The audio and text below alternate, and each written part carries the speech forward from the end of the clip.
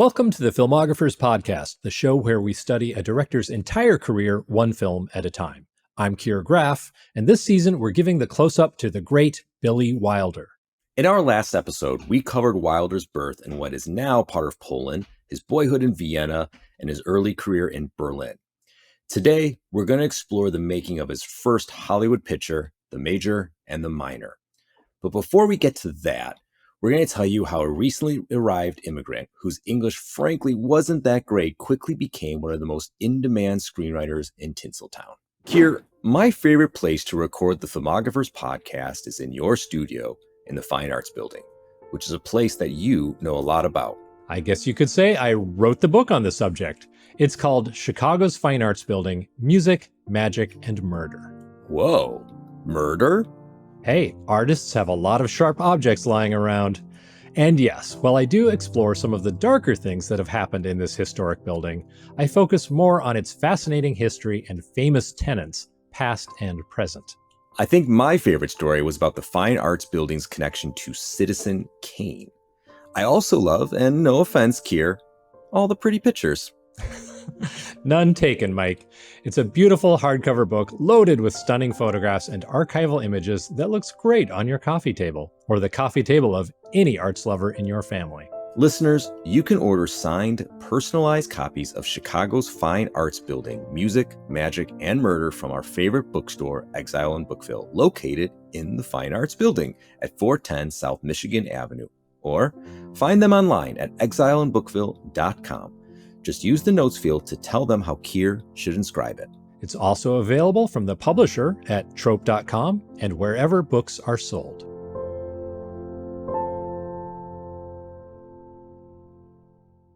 Despite everything Billy Wilder had already been through in life, leaving behind economic despair in Vienna, fleeing the Nazis in Germany, escaping them once again in Paris, he was still just 26 years old. According to some reports, he had written more than 200 spec screenplays, meaning screenplays he speculatively hoped to sell, and had even seen a couple of them actually produced, People on Sunday and Bad Seed. He had even directed Bad Seed. Yet when Wilder arrived in the United States in 1934, he was struggling. Shortly before leaving Paris, Joe May, a producer from Columbia Pictures, had reached out to Wilder with an offer. He liked Wilder's treatment for a story called Pam Pam and was prepared to pay him $150 a week to write the screenplay. So far, so good. He also provided Wilder with a one-way ticket to the U.S., but only one. That meant Hella Hartwig, Wilder's then girlfriend, would have to stay behind.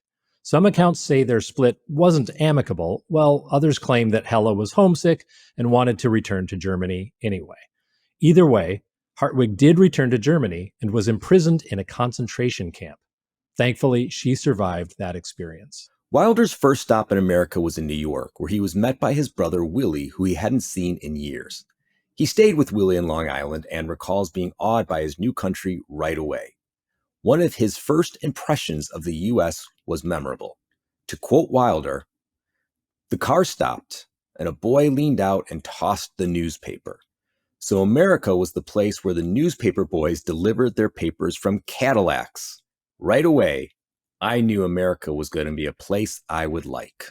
He didn't have a Cadillac of his own, however, at least not yet.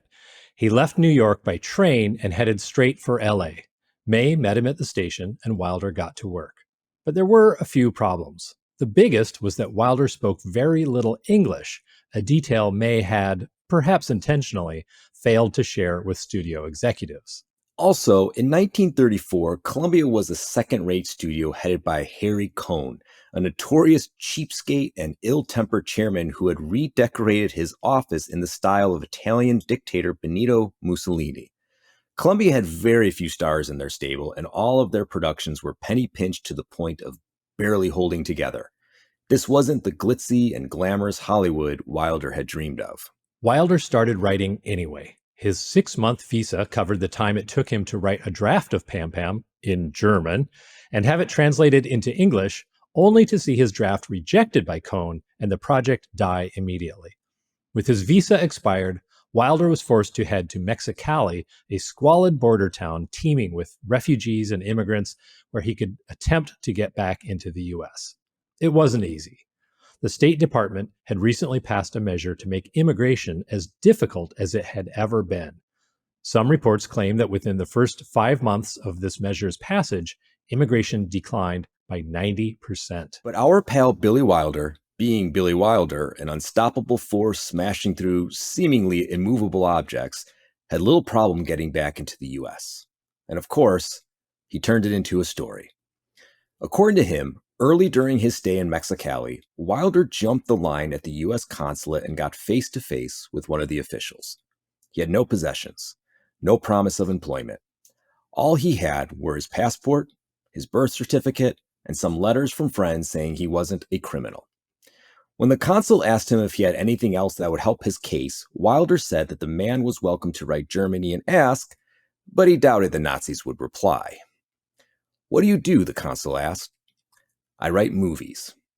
The consul looked him up and down. Then he stamped Wilder's passport and said, "Write some good ones." Later, Wilder would claim that he lived his life trying not to disappoint that dear man. He just kept staring and staring at me, and I was not sure what I was getting through to him. I have heard of whole families who have spent years there waiting for the visa, and other guys who never got in. And believe me, I wanted to get back to America. It looked bad. So we just sat there and stared at each other, the consul and I, in total silence. Finally, he asked me, "What do you do?" I mean, professionally. And I said, I write movies. And he said, "That's so?"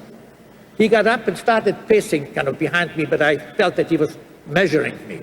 Then he came back to the desk, picked up my passport, opened it, and took a rubber stamp and handed me back the passport, and he said, "Write some good ones." That was 54 years ago. I've tried ever since. When Wilder returned to LA, he took a small room at Chateau Marmont, a room that, in retelling, he sometimes claimed was part of the women's restroom, and became roommates with his old friend Peter Lorre. Lorre had come to the US on the advice of, and this is proof, truth can be stranger than fiction, Joseph Goebbels, Hitler's minister of propaganda. Apparently, Lorre was Goebbels' favorite actor, and Goebbels told him it might be good for his career if he left Germany for a while. You know, maybe tour abroad. Lorre took the hint and got the hell out. As for Wilder, he reconnected with Joe May, who was now with Fox, and by this time, Wilder's English was getting better.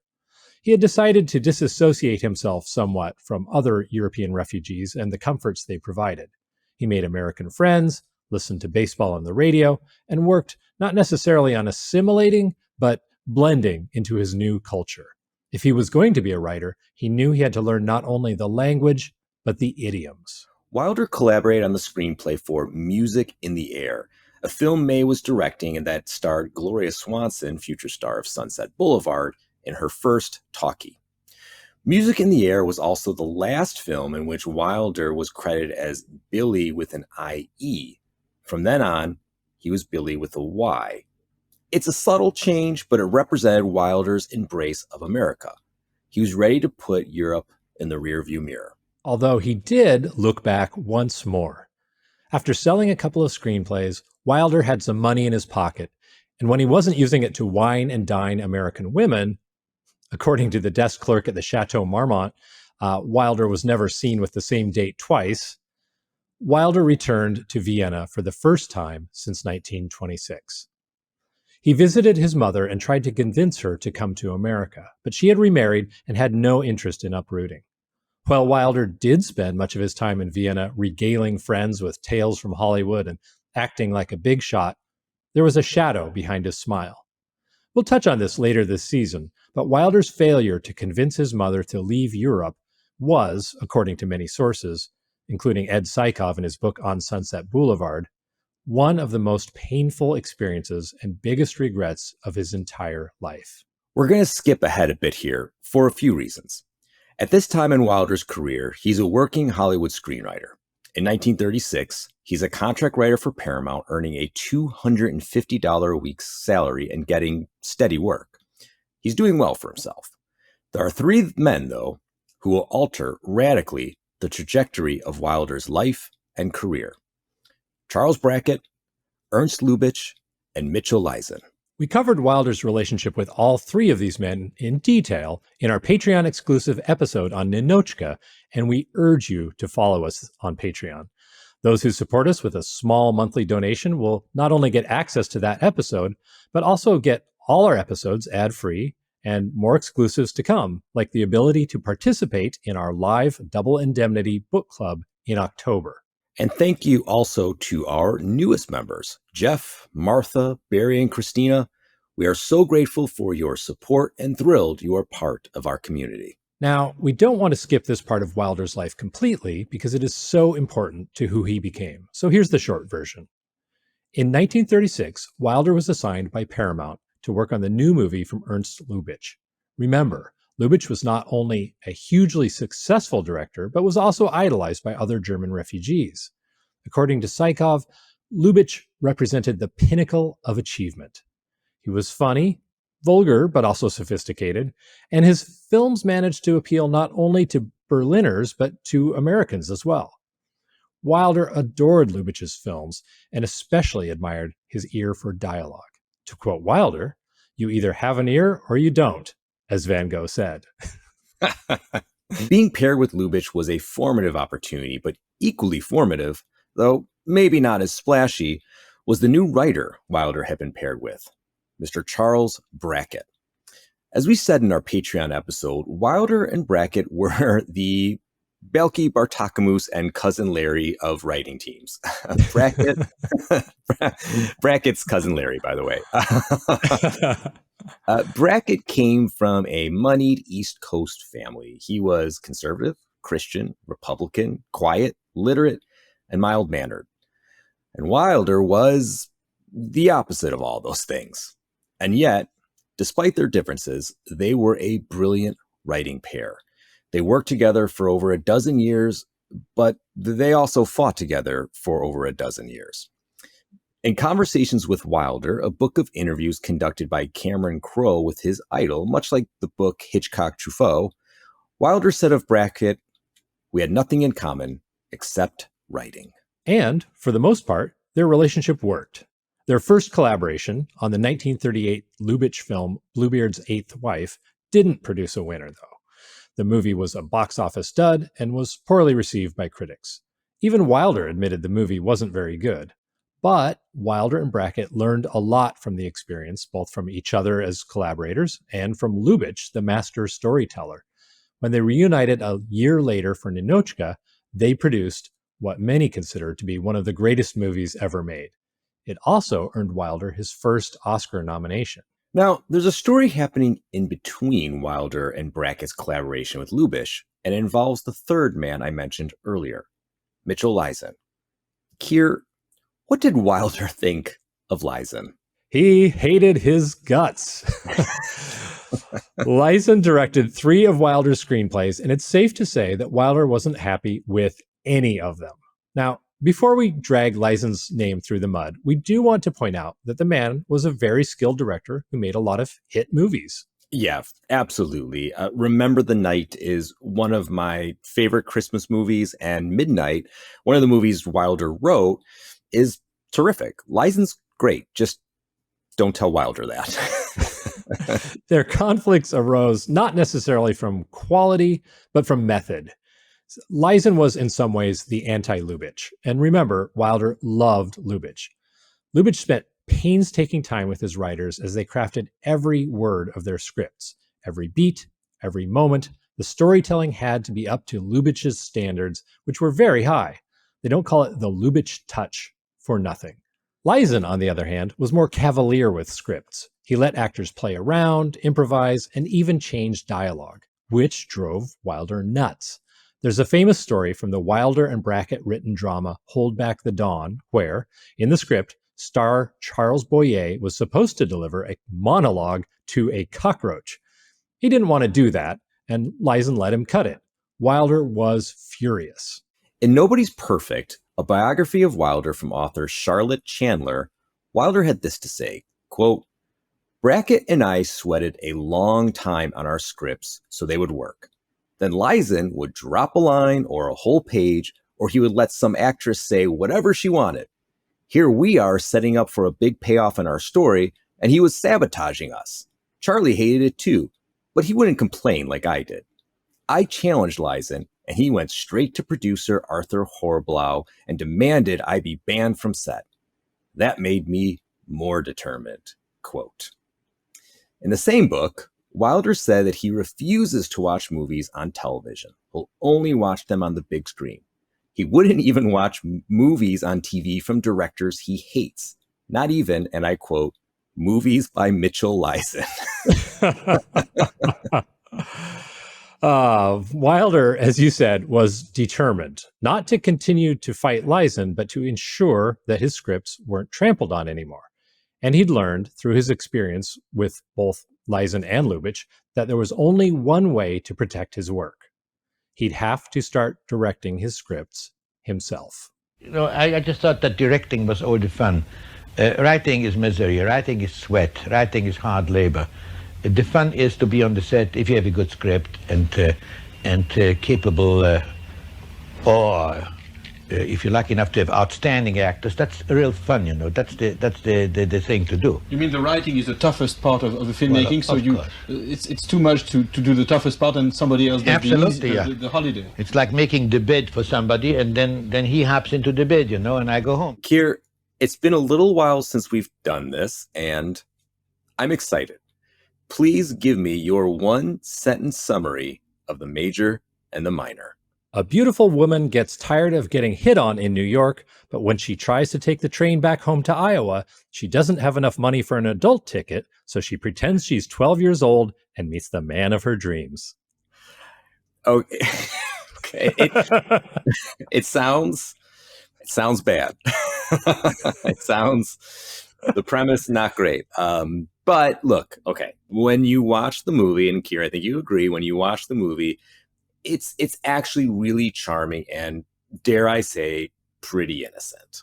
It is. The premise is an elephant in the room that has to be addressed, but it is played for screwball comedy. It was filmed in 1942, not 2025.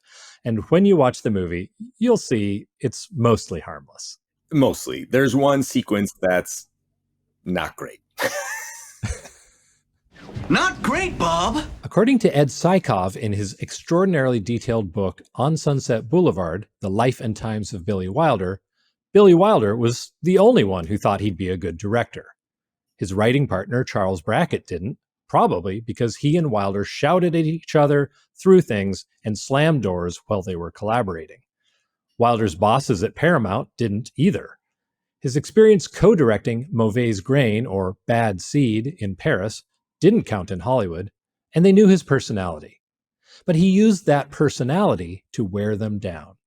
Wilder believed they finally gave in and let him direct because they hoped he'd fail, then shut up and go back to just writing hit movies. Wilder didn't have a lot of writer-directors to model himself on either, but Preston Sturges had just had a hit with The Lady Eve in 1941, and that same year, John Huston was adapting Dashiell Hammett's The Maltese Falcon. Both films did very, very well for their burgeoning auteurs. So maybe Paramount hoped he'd succeed? Either way, in the fall of 1941, Paramount agreed to let Wilder direct the next Brackett and Wilder screenplay. And the story the writing partners decided to tell was, well, it was a surprising choice. A play from the 1920s that had been based on a lighthearted short story about a woman who pretends to be a little girl. It's a curious choice, but Wilder was playing the long game. He wanted a career as a director, not just to make one movie. So he didn't ask to make a movie about a hot-button political topic or a big-budget epic, just a light, relatively low-budget romantic comedy. Wilder's instincts were sharp, and he knew enough about the business of Hollywood to pick the right project.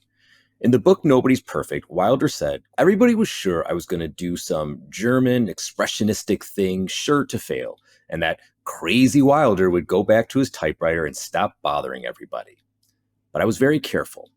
I set out to make a commercial picture I wouldn't be ashamed of, so my first picture as a director wouldn't be my last." Brackett and Wilder got to work on the screenplay, but Wilder started casting before it was finished. Which was probably not that unusual in the studio system. You just went to the commissary, saw who wasn't working, chose them for your movie. I don't know. At least that's how I envision it. I don't know. I don't know. I'm going to go with that. That seems right. Like, yeah. Who's available? Who's not on set? Who's eating an egg salad sandwich? Prove us wrong. Well, and however they did the casting, they got really lucky with two of the biggest stars in Hollywood. Ginger Rogers was an Oscar winner who definitely didn't need to work with a first-time director, but Wilder's agent was her agent, who apparently talked her into playing Susan Applegate, the miner. Wilder himself convinced Ray Milland to play Major Kirby by following him in his car and shouting an offer while they were stopped at an intersection. Milland later said he only agreed because he didn't think Wilder was serious. The humorist Robert Benchley also came on board to play the minor but memorable role of Mr. Osborne, a lecherous New Yorker. And Leela Rogers, Ginger's mom, and a stage mother if there ever was one, would have a cameo as Mrs. Applegate, Susan's Midwestern mom. The script was more or less finished in January 1942, and in February, the budget was announced at just under $1 million, a solid figure for an A picture with A-list talent. Something that I find fascinating in our research is how often the female stars of this era made more than the men. Rogers got paid $175,000 for the major and the minor, and Milland only made about $47,000. It's also surprising how often the screenwriters got more than the directors. Maybe it was because Brackett and Wilder were hot, but their writing fee was often more than the directing fee. And, at least in the early years, Brackett made a lot more than Wilder. But Billy got $9,800 to direct the major and the minor and $17,000 to co-write it. Brackett eventually took home $31,500. Call me biased, but I think writers should be the highest paid talent on any project. Amen. Another casting-related issue was that the 30-year-old Ginger Rogers was supposed to play someone who could convincingly pass as a 12-year-old girl when she was, and I don't know how to say this delicately, but she was all woman. Edith Head, legendary head of the Paramount costume department, and Wally Westmore, head of makeup, worked hard to strike the right balance between Susan, the adult, and Susu, the 12-year-old.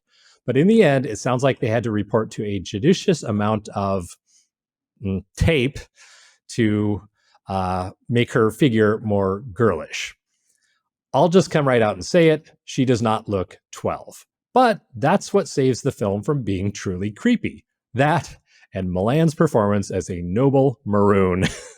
The audience obviously knows she's not 12 because the whole world knew who Ginger Rogers was back then.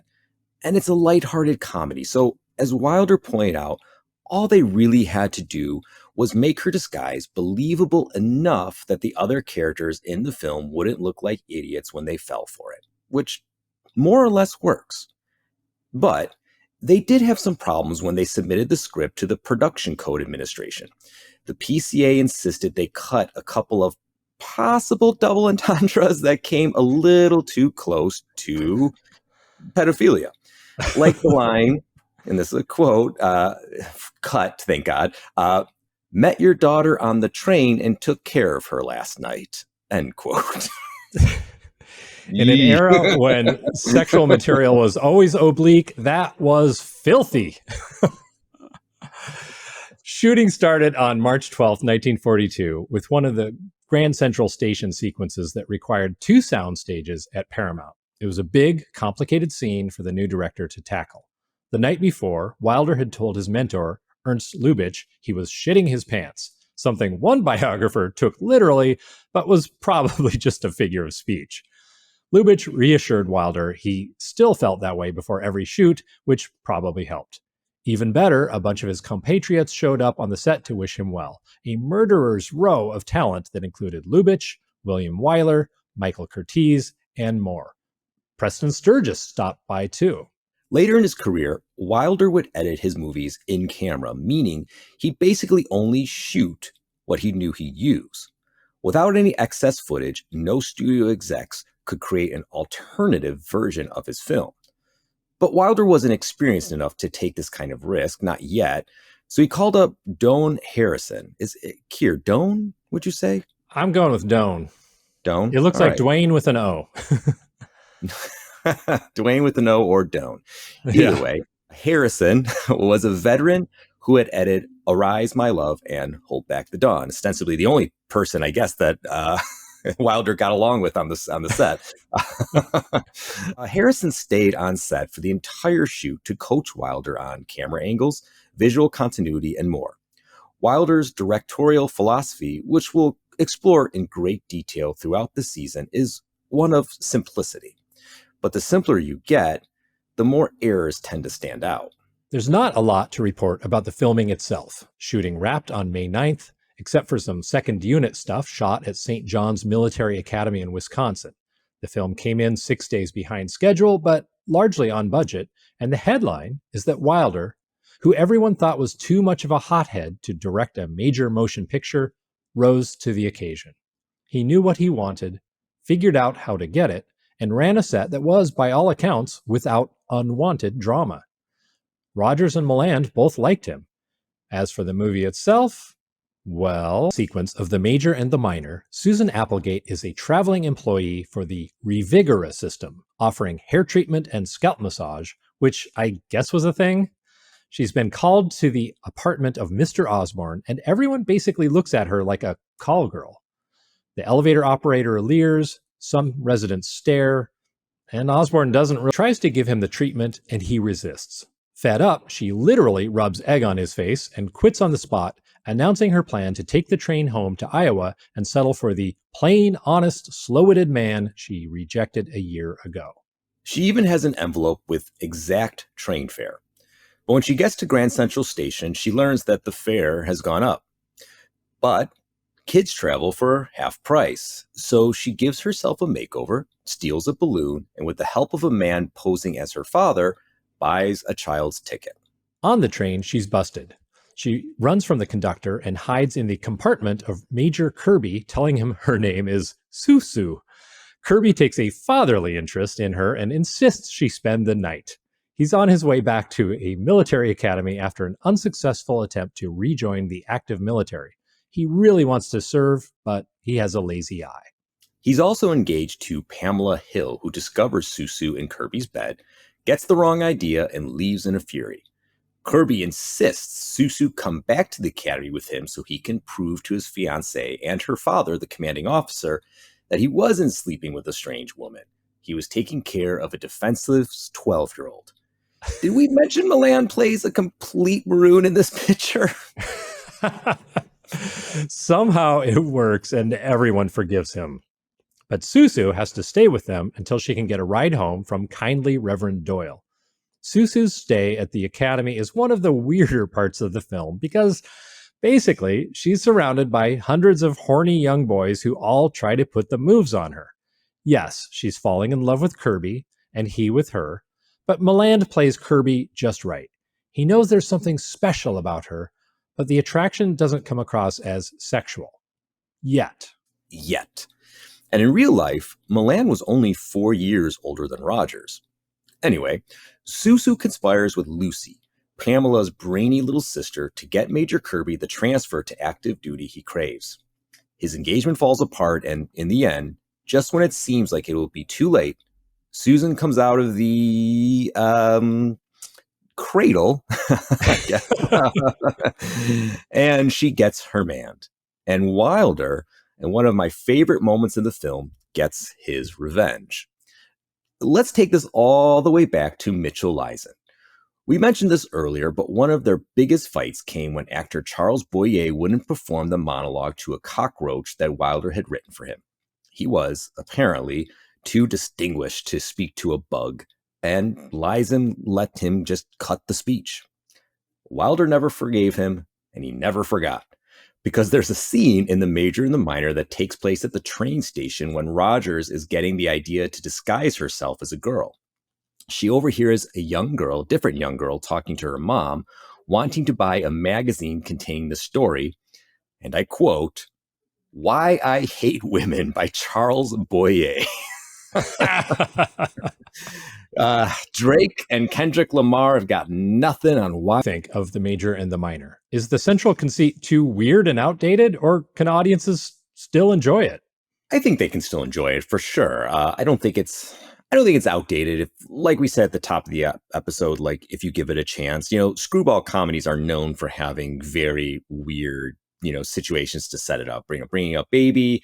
I'm trying to think of the one where Cary Grant gets this Fountain of Youth formula that's silly. It's silly and goofy, and that's the point. So if you can get behind just the basics of a screwball comedy, there's no reason you can't get behind this. And it's really good. I like it a lot. I've seen this before.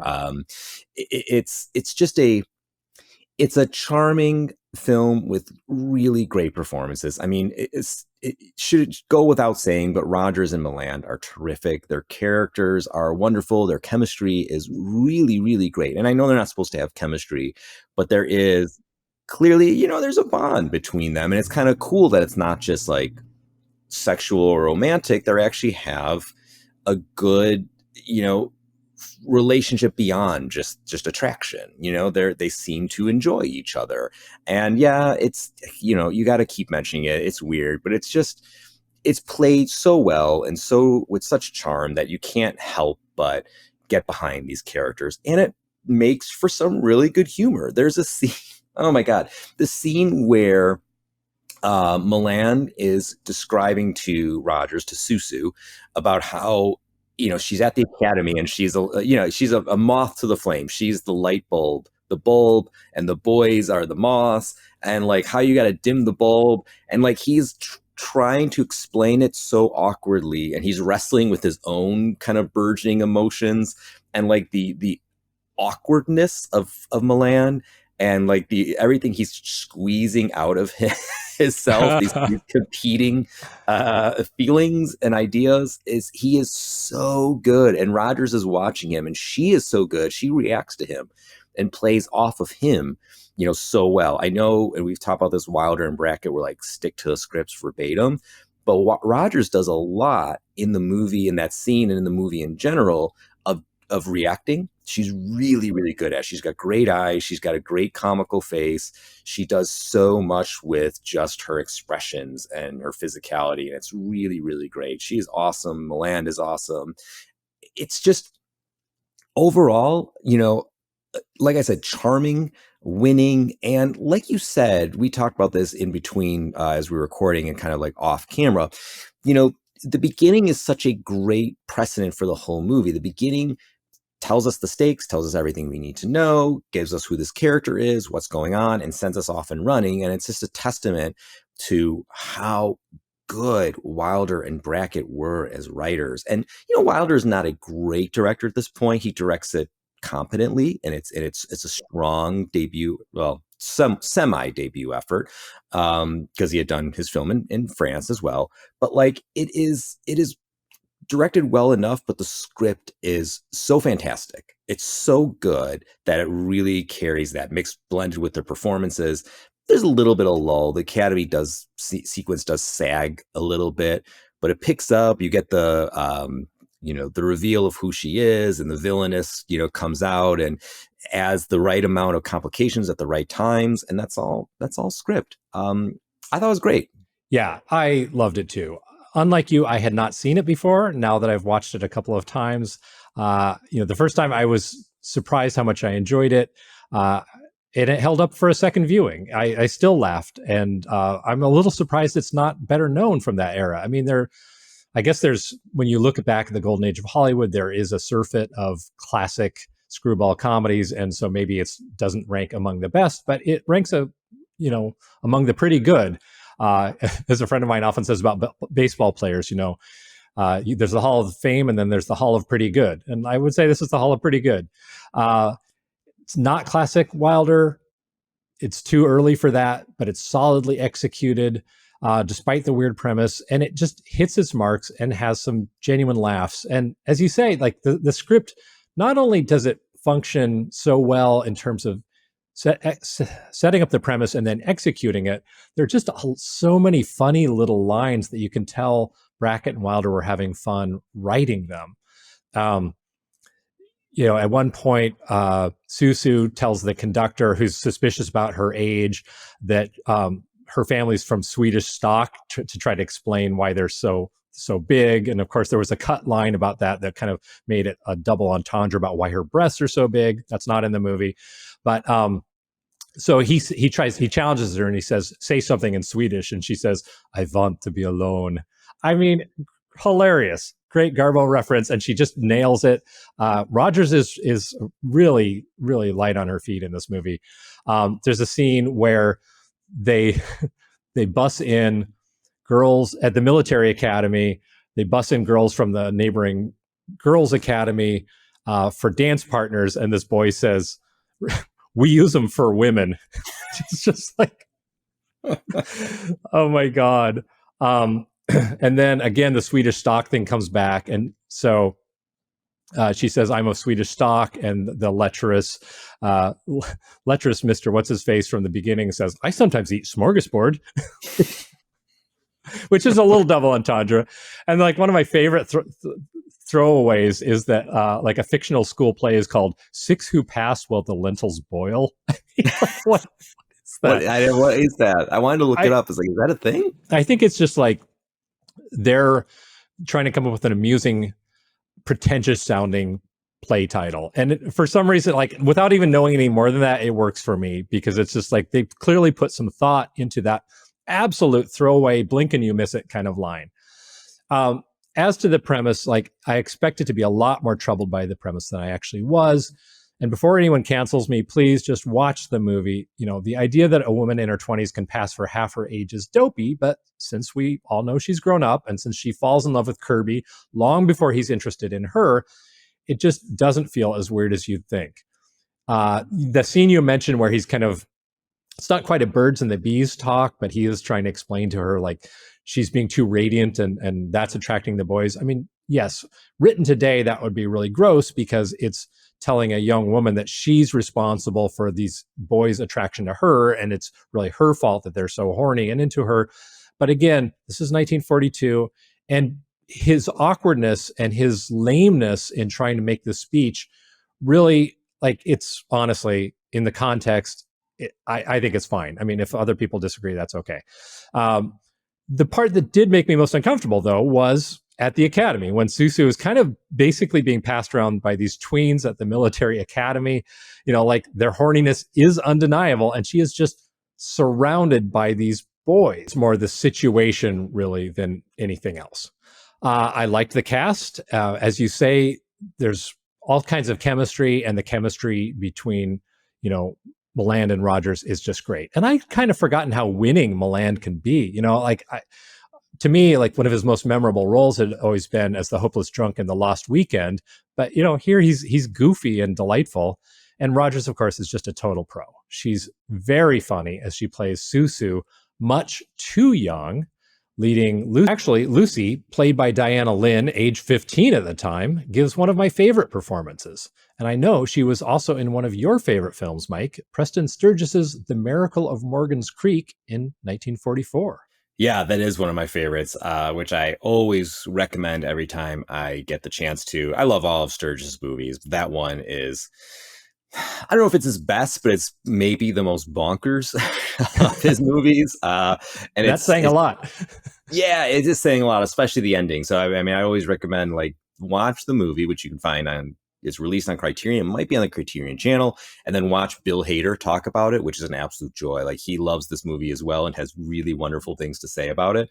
But getting back to Diana Lynn, she did die young at a stroke at the age of 45. This was 1971, and this was just before she could film her role in Play It As It Lays. Man, a career cut too short. She's the only actual minor in this movie, and she is terrific.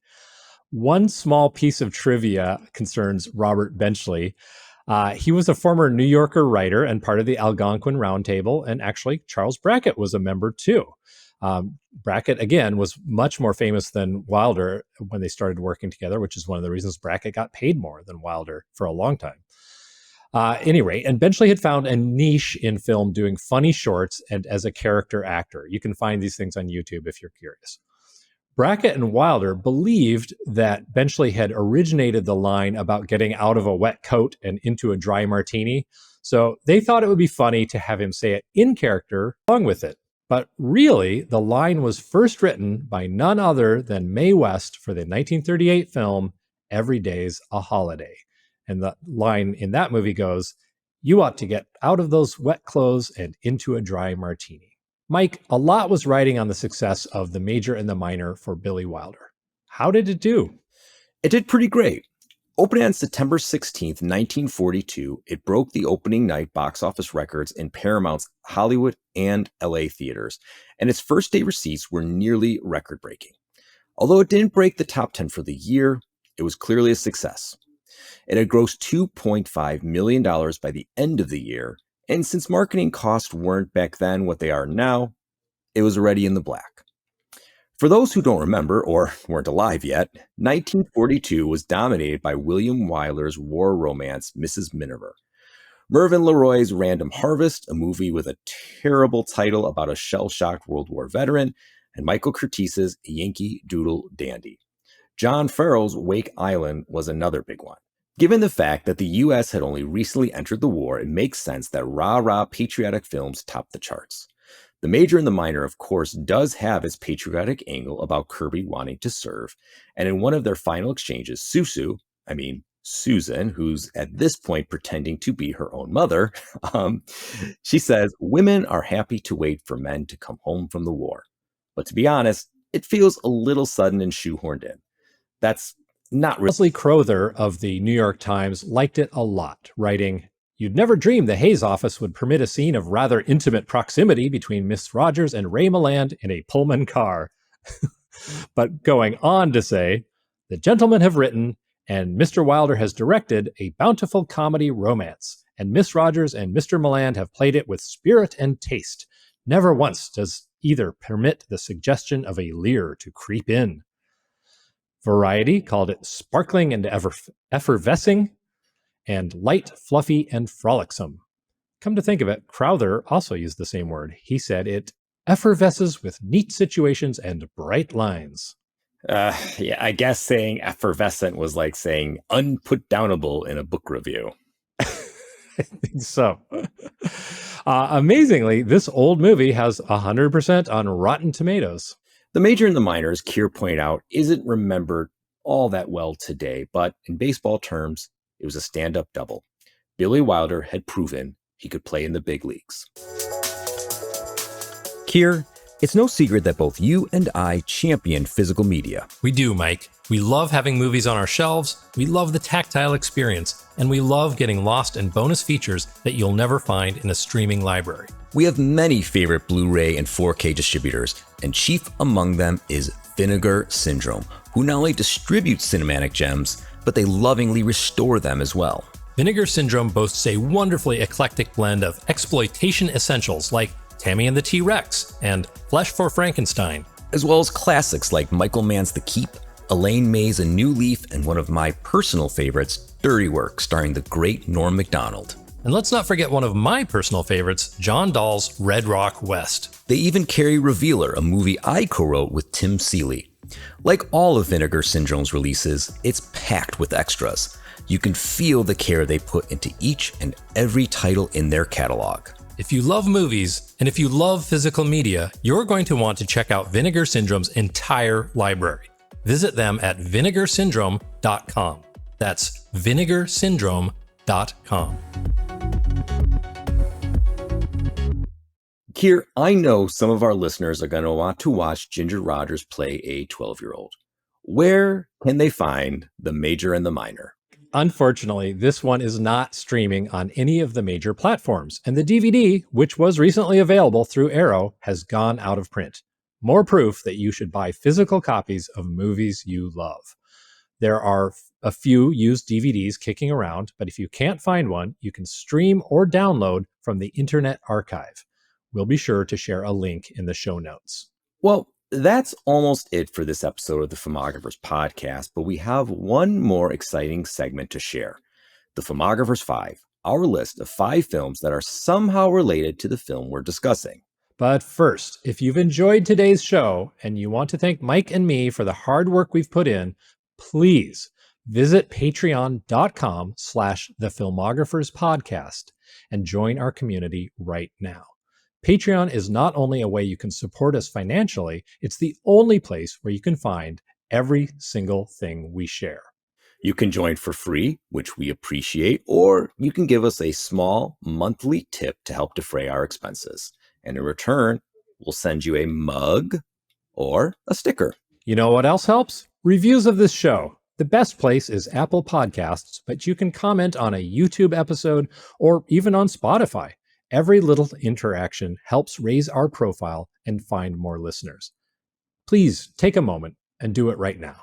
Be like Steven, who on Apple Podcasts said, "Just what I've been looking for. I'm somewhat new to the Filmographers podcast. I found them when my friend Ben Tanzer was a guest on the show, and I've been hooked ever since. I love the format of examining a new director each season in a way that's both academic and casual. And the supplemental episodes that veer away from the current director are also nice. It's fun to hear what the guys think of things that are currently in theaters in addition to their current subject. Can't wait for season 2. Thank you, Stephen. We really appreciate it. And we're in season 2, so you don't have to wait any longer. Thanks, Stephen. Okay, it's time for the Filmographers 5. The Major and the Minor is a movie about a grown woman pretending to be 12, and it's only occasionally creepy. Today, we're sharing 5 films that are, each in their own way, also about uncomfortable romances. Number 5 in our list of uncomfortable romances is Red Rocket, the 2021 movie from director Sean Baker. Simon Rex, who is excellent in this movie, plays former porn star Mikey Saber. I mean, talk about a porn star name. Perfect. Lance Rockwell. Yeah, amazing. Who, down on his luck, moves back to his hometown and tries to turn Strawberry, a young donut clerk, into his protege. They have a bit of a romance, but she's 17, and we, the audience, know that Mikey is nothing but a hustler relentlessly out for himself. Great movie, and Baker, we should note, has often been compared to Wilder, and for good reason. Both are very cynical and very honest about human relationships. 4th on our list of uncomfortable relationship movies is Lars and the Real Girl, Craig Gillespie's 2007 movie in which Ryan Gosling falls in love with a blow-up doll. And no, I'm not kidding. That's basically the log line. It's strange, to say the least, but also a truly tender portrayal of loneliness and personal connections. Gosling gives a wonderful performance, and Gillespie handles the material with a deft touch. 3rd on our list of movies featuring uncomfortable romances is Big, the 1988 Tom Hanks movie where a 12-year-old boy, Josh, is granted his wish to become an adult, which is a fun, wholesome premise if you're willing to overlook the fact that the adult version of Josh carries on a romance with a 30-year-old woman, presumably losing his virginity to her and making her guilty of some pretty serious crimes. Though, given he was a boy in a man's body, the legal precedents, they might be hazy. I don't know. We're not gonna speculate. Just come for Hanks and Robert Loggia playing a giant piano and ignore the unnecessary and weird relationship with Elizabeth Perkins. Number 2 on our list of uncomfortable romances is Lolita, Stanley Kubrick's 1962 adaptation of Vladimir Nabokov's controversial novel. Both the movie and the book are often wildly misunderstood, particularly by Vanity Fair, who called it the most convincing love story of our time, which is like calling Michael Bay's Armageddon a testament to scientific innovation. Lolita is about cruelty, barbaric manners in post-war America, and a man, Humbert Humbert, who is a solipsist, so much so that he can't even understand the terrible things he's done. It's a tragedy, not a comedy, not a romance. Kubrick gets it, though, and his movie, along with James Mason's outstanding performance, captures it expertly, even though Nabokov, who wrote a 400-page adaptation of his own novel, did not agree. And our number 1 movie featuring an uncomfortable romance is a no-doubter, Harold and Maude. Released in 1971 and directed by Hal Ashby, who was almost our choice for season 2 before we settled on Billy Wilder, Harold and Maude is a love story concerning a young man who falls in love with a 79-year-old woman. Both are obsessed with death, but together learn how to embrace life sort of, more or less. It's an absolute classic, a cultural touchstone, and despite being one of those movies that is more often mentioned than it is watched, it's pretty funny, darkly funny. It's a movie that just doesn't really pull any punches, especially at the end. And for the purpose of this list, it is the movie about strange romances. I'm into older women now. I'm tired of young girls, you know? It's always, let's go camping. So I'm dating an 83-year-old now. Boy, the things she knows, huh? That's it for this episode of the Filmographers podcast. Thank you, everyone, for joining us on our season-long exploration of the films of Billy Wilder. Please take the time to join our Patreon or write a review or comment. Know someone who would like our show? Send them a link right now. And email us at thefilmographerspodcast@gmail.com. We would love to hear from you.